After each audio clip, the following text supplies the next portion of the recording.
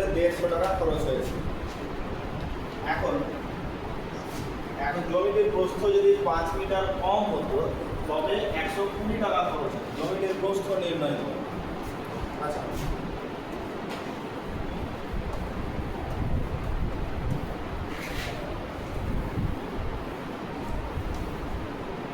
এই একটা জমি যার হচ্ছে দৈর্ঘ্য হচ্ছে 30 মিটার। হ্যাঁ, আচ্ছা, আমরা যখন কোনো জমি চাষ করি তখন সেই জমির আমরা কোন জায়গায় চাষ করি? আমরা কি ভেতর চাষ করি না বাইরে চাষ করি? ভেতর চাষ করি। তার মানে ঠিক এই পোরশনগুলো আমরা হচ্ছে চাষ করি, একই না? তাহলে ভেতরটা আমরা যখন চাষ করি, তাহলে ভেতরে যখন আমরা চাষ করি তাহলে আমরা ভেতরের জন্য তাহলে আমরা কি করবো? আমাদের কি বের করতে হবে?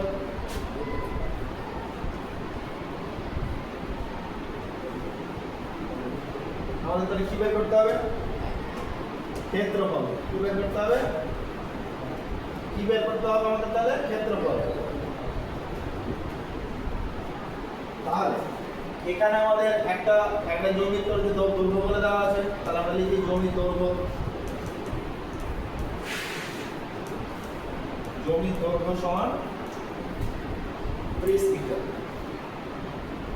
আচ্ছা, এবারে কি বলেছে? এবারে বলেছে যে সেই জমিতে চাষ করতে আমাদের কত টাকা খরচ হয়েছে। তাহলে জমির যখন আমরা ক্ষেত্রফল আমরা যখন চাষ করি তাহলে আমাদের জমির প্রস্থ জানতে হবে। কিন্তু এখানে আমাদের জমির প্রস্থ দেওয়া নেই, সুতরাং আমরা জমির প্রস্থ আমরা হচ্ছে কত ধরলাম? x। আমরা জমির প্রস্থ কত ধরেছি? x। আচ্ছা, এইবারে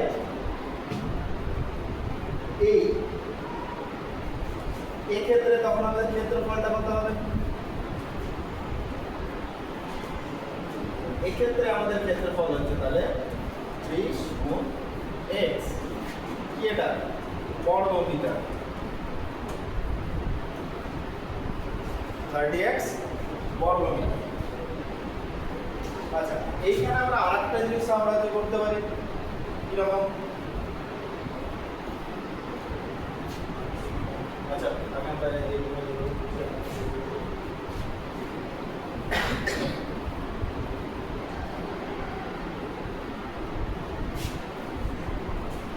এখন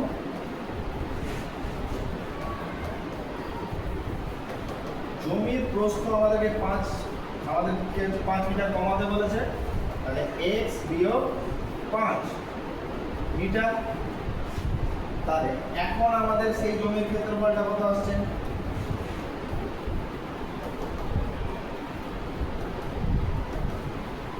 এখন তাহলে জমির ক্ষেত্রফল আসছে 30 ইন্টু x মাইনাস 5 বর্গ মিটার।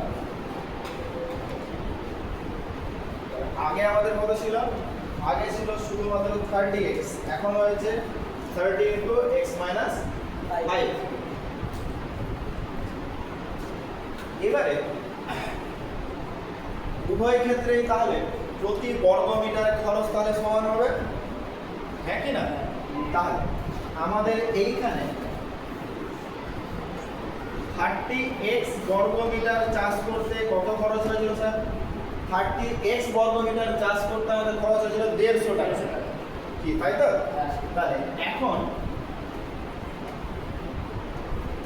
জমির প্রতি বর্গ মিটার খরচ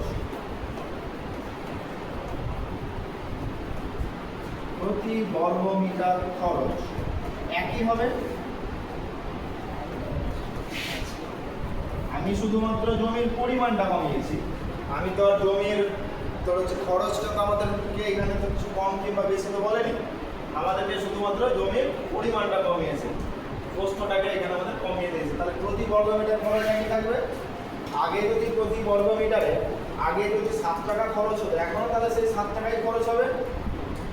তাহলে এখন তাহলে কত খরচ হচ্ছে? তাহলে আগে খরচ হচ্ছিল 30x এর খরচ হচ্ছিল 150 টাকা। কি তাই তো? আগে তাহলে 30x এর খরচ হচ্ছিল 150 টাকা। তাহলে 1 বর্গ মিটার তাহলে কত খরচ হবে? 150 বাই 30/x। কি তাই তো? তাহলে 1 বর্গ মিটারে খরচ করতে হবে 130/x শর্তানুসারে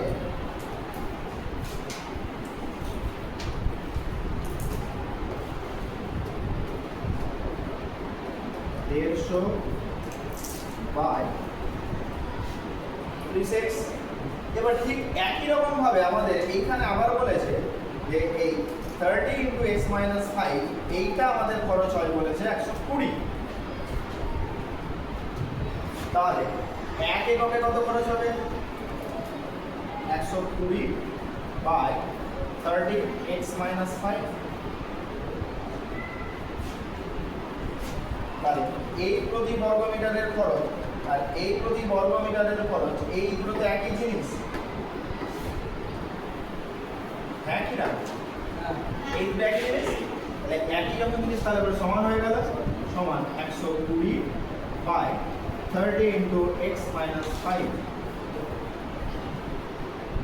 এবারে আমরা কত সমান করবো? তাই আমরা এখানে উপর নিচে কাটাকুটি করছি।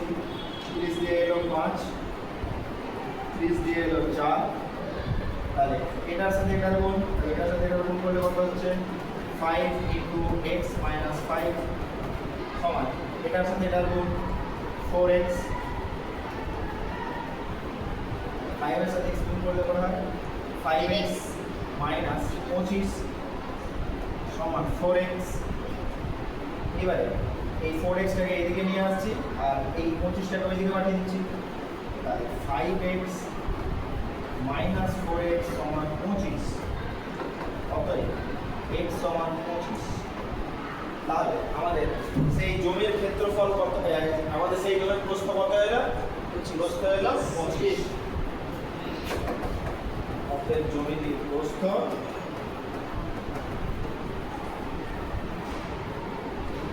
সমান 25।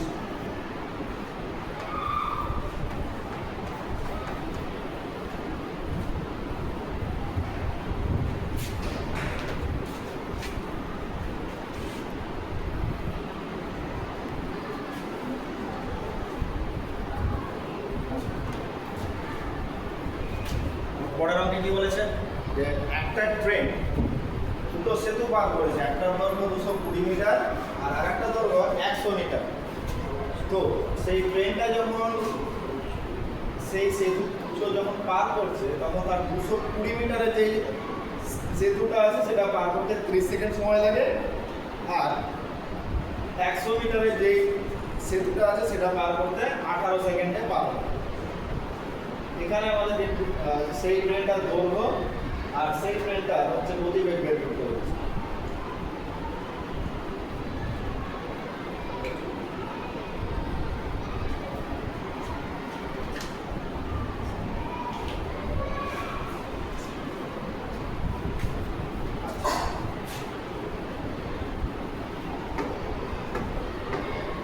আমরা আগে যেভাবে পড়ি আমরা আগে সেভাবে পড়বো, তারপরে আমরা ঠিক আছে। আচ্ছা, যখন কোনো একটা ট্রেন সেতু পার করছে তখন সেই ট্রেনটাকে আগে নিজের দৈর্ঘ্য যেতে হবে, হ্যাঁ কি না? তাহলে এটা হচ্ছে ট্রেনটার দৈর্ঘ্য, যেটা আমরা জানি না, আর ওর পরে তাকে ঠিক তার নিজের আর একটা সেতু পার করতে হবে, তাহলে এটা হচ্ছে সেতুর দৈর্ঘ্য। এবারে প্রথম সেতুর দৈর্ঘ্য বলেছে হচ্ছে 220, আর আমাদের হচ্ছে দ্বিতীয় সেতুর দৈর্ঘ্য বলেছে 100 মিটার। তাহলে এখানে আমরা লিখব যে একটি ট্রেন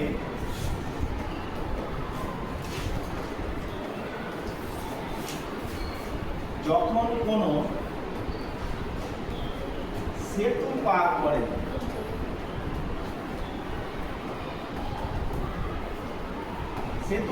করে তখন সেই ট্রেনটিকে তার নিজের দৈর্ঘ্য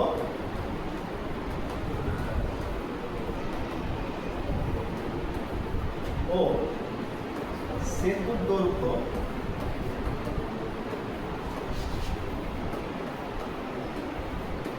দুটোই পার করতে হয়, তাই তো?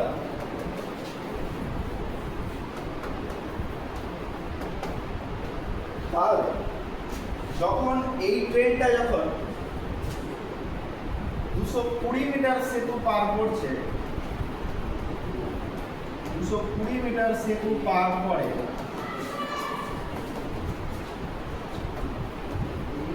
তখন তার দূরত্ব, আচ্ছা এখানে যেহেতু আমাদেরকে ট্রেনের দৈর্ঘ্যটা বার করতে বলেছিল, আমরা এখানে লিখিনি, আচ্ছা আমরা এখানে লিখে দিই, ধরি ট্রেনটির দৈর্ঘ্য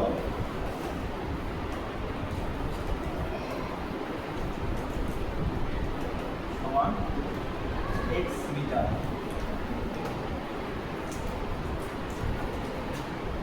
তাহলে এখন যখন সেই ট্রেনটা যখন 220 মিটার সেতু পার করে, তখন তাকে কতটা দূরত্বে করতে হবে, আমাদেরকে পার করতে হবে। তাহলে একটা যে ট্রেনটা নিজের দৈর্ঘ্য, তার সঙ্গে আরো 220, মানে প্রথম সেতুটার দৈর্ঘ্য, কি তাই তো? আচ্ছা প্রথম এই সেতুটা পার করতে, সেতু পার করতে সময় লাগে কতটা? সময় লাগে তাহলে এখানে আমাদের বলে দেওয়া আছে 30 সেকেন্ড। এইবারে সেই ট্রেনটা যখন ট্রেনটি যখন 100 মিটারের সেতু পার করে,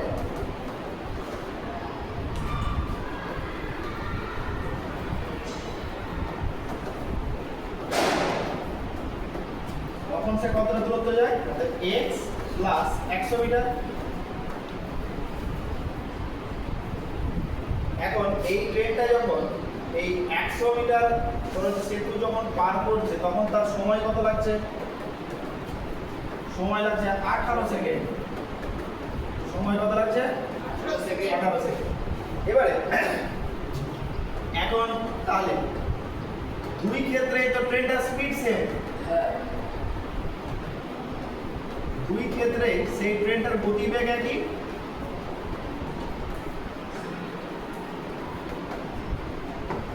সেই ট্রেনটা যখন গতিবেগ একই, তখন এই সেই ট্রেন দুটো আমাদের কত কত থেকে গেছে? তাতে একটা সে প্রথমে যায় x প্লাস 200, এটা সে যায় 30 মিনিটে, 30 সেকেন্ডে, আর x প্লাস 100 যখন সে যখন দূরত্ব যায়, তখন সে যায় 18 সেকেন্ডে। এটা তাহলে গতিবেগ যখন সমান, তাহলে আমাদেরকে এটাই বের করতে হবে। তাহলে সেই সুতরাং আমরা এখানে শর্তানুসারে তাহলে আমাদের কি হলো? x প্লাস 220 বাই হচ্ছে 20, আর x প্লাস 100 বাই 100। আচ্ছা আমরা তাহলে এই কোণা ওই কোণা গুণ করি, এই কোণার সাথে এই কোণা গুণ করছি, তাহলে 30 ইন্টু x প্লাস 100 সমান 18 x প্লাস 220। আচ্ছা তাহলে 30x প্লাস 3000 সমান 18x প্লাস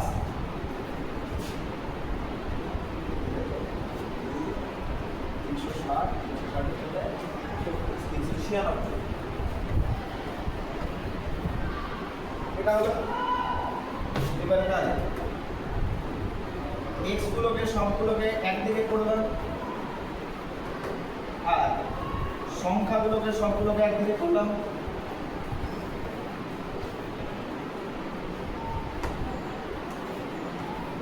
x আর সংখ্যা সব একদিকে করে দিয়েছি, সমান 12x সমান 960, x সমান 960 বাই 12। যেহেতু এই 12টা x এর সাথে গুণ হয়েছিল, তাই আমরা যখন সমানের উল্টো দিকে নিয়ে যাবো, তখন কি হয়ে যাবে? ভাগ হয়ে যাবে। তাহলে এই হলো 8 12 96 80। তাহলে সেই ট্রেনটার দৈর্ঘ্য আমরা কত পেলাম? অতএব ট্রেনটির দৈর্ঘ্য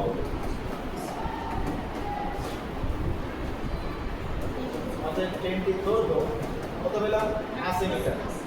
এইবারে বলেছি ট্রেনটির গতিবেগ আমরা যে কোনো একটা দিয়ে বসিয়ে দিই। আমরা এটা দিয়ে বসাচ্ছি ট্রেনটির গতিবেগ। তাহলে x প্লাস 100/80, x এর মান আমরা জানি কত 80 প্লাস 100/80, তাহলে 180/80 সমান হচ্ছে 10 মিটার পার সেকেন্ড। বুঝছেন? আচ্ছা, এবারে এই 10 মিটার পার সেকেন্ডকে আমরা যদি কিলোমিটার প্রতি ঘন্টাতে নিয়ে যাই, আমি শুরুতেই একবার শিখিয়েছিলাম যে আমরা যখন ঘন্টা থেকে আমরা যখন কিলোমিটার প্রতি ঘন্টা থেকে আমরা যখন মিটার প্রতি সেকেন্ডে আসবো তখন আমরা কত গুণ করবো বলেছিলাম? আমরা গুণ করবো বলেছিলাম 5/18। এবারে আমরা তাহলে মিটার পার সেকেন্ড থেকে আমরা কিলোমিটারে যাচ্ছি, তাহলে দিকের উল্টোটা গুণ হবে। তাহলে এর উল্টো কত? 5/18 হচ্ছে উল্টোটা কত? 18/5। তাহলে এই হলো 10 গুণ 18/5, এই কাটলো সমান হয়ে গেল 36 কিলোমিটার পার আওয়ার।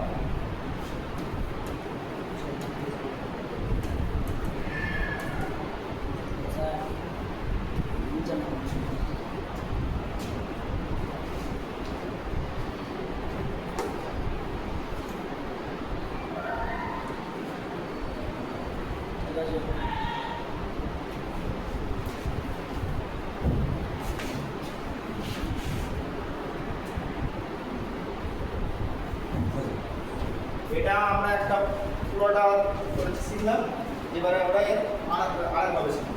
এখানে আমাদেরকে বলা ছিল যে একটা ট্রেন 30 সেকেন্ডে যায়, কতটা যায় না, তো সেই ট্রেনটা নিজের দৈর্ঘ্য ধরে নিলাম x, সেই ট্রেনটা নিজের দৈর্ঘ্য ধরে নিলাম x, মানে x প্লাস 220 এতটা রাস্তা যাচ্ছিল।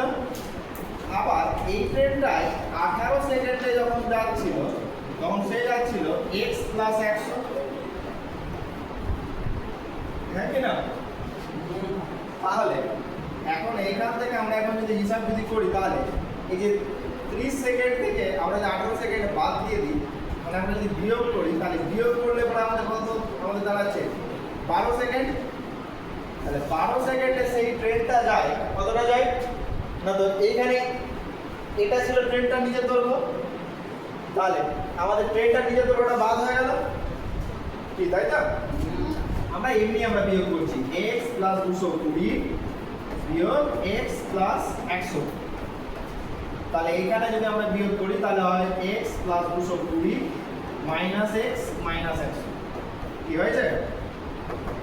তাহলে x x উঠে গেল, সমান আমরা পেলাম 120 মিটার। আমাদের ট্রেনটা তাহলে আমাদের কতটা গেল? ট্রেনটা আমাদের গেল 12 সেকেন্ডে 120 মিটার। তাহলে ট্রেনটি 12 সেকেন্ডে যায় 120 মিটার। তাহলে এইখান থেকে আমরা সেই ট্রেনটার গতিবেগ বের করতে পারবো। তাহলে ট্রেনটির গতিবেগ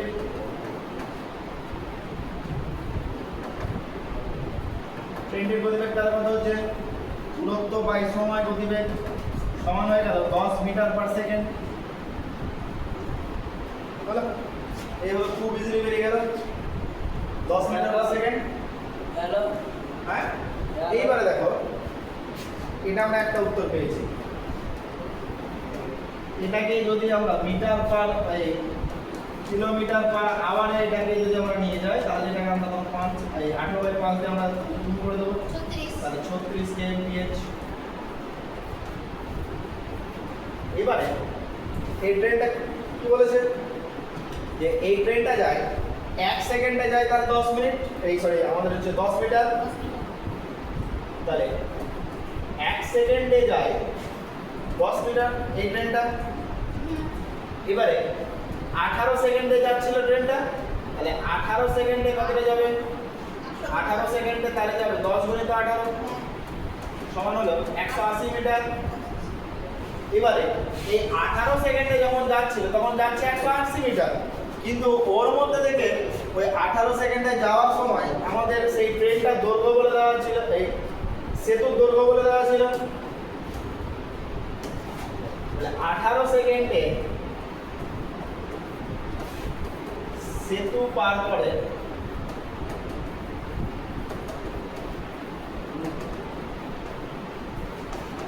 যার দৈর্ঘ্য 100 মিটার।